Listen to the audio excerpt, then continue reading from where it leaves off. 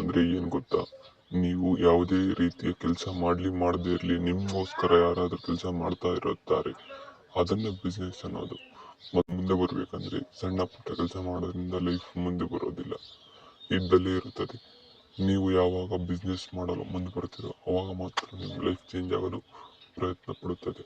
ನೀವು ಅಲ್ಲ ಗುರು, ಇವತ್ತಿನ ಕಾಲದಲ್ಲಿ ಭಿಕ್ಷೆನೇ ಆಗಲಿ ಕೇಳದಲ್ಲಿ ಕೊಡಲ್ಲ. ಅಂಥದ್ರಲ್ಲಿ ನಿಮ್ಗೆ ಏನು ಅನ್ಸುತ್ತೆ, ಆರಾಮಾಗಿ ಹೀಗೆ ಅಡ್ಡಾಡ್ಕೊಂಡಿದ್ರೆ ಸಕ್ಸಸ್ ಸಿಗುತ್ತೆ ಅನ್ಸುತ್ತೆ ಲೈಫ್ನಲ್ಲಿ.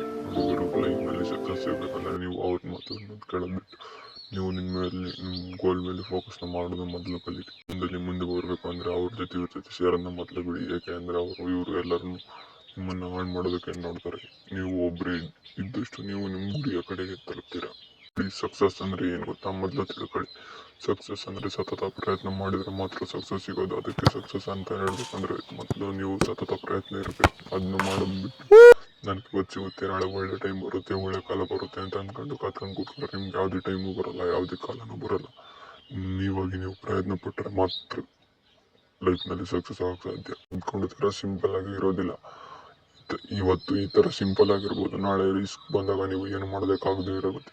ಇವತ್ತು ನೀವು ಕಷ್ಟಪಟ್ಟರೆ ನಾಳೆ ರಿಸ್ಕ್ ಬಂದಾಗಲೂ ನೀವು ಕೂಡ ಆರಾಮಾಗಿರ್ಬೋದು. ನೋಡಿ, ಇವತ್ತು ಕಷ್ಟಪಡದೇ ಇದ್ದರೆ ನಾಳೆ ನಿಮಗೆ ತಿನ್ನೋದಕ್ಕೂ ಕೂಡ ಏನು ಸಿಗಲ್ಲ. ಇವತ್ತು ಕಷ್ಟಪಟ್ಟರೆ ನಾಳೆ ಆರಾಮಾಗಿ ಕೂತ್ಕೊಂಡು ತಿನ್ಬೋದು. ಆ ಥರ ಮಾಡಿ ಯೋಚನೆ ಮಾಡಿ ನೀವು ಯಾವ್ದನ್ನ ಮಾಡ್ಬೇಕಂತ ಹೇಳಿರೋ ನಿಮ್ಮ ಲೈಫ್ನಲ್ಲಿ ಅದನ್ನ ಬೇಗ ಮಾಡಿ. ನೋಡಿ, ನಾಳೆ ಮಾಡ್ತೀನಿ ಅಂತ ಅಂದ್ಕೊಂಡು ನೀವು ನಿಮ್ಮ ಕೆಲಸನ ಮುಂದೆ ಆಗ್ತಾ ಹೋದರೆ ನಿಮಗೆ ಯಾವತ್ತು ನಿಮ್ಮ ಲೈಫ್ನಲ್ಲಿ ಸಕ್ಸಸ್ ಅನ್ನೋದು ಸಿಗಲ್ಲ. ಯಾಕೆ ಅಂದರೆ ನೀವು ಅಂದ್ಕೊಂಡ್ರೆ ಕೆಲಸನ ನೀವು ಎಷ್ಟು ಬೇಗ ಮಾಡ್ತೀರೋ ಅಷ್ಟು ಬೇಗ ನಿಮ್ಮ ಗುರಿ ತಲುಪ್ತೀರಾ.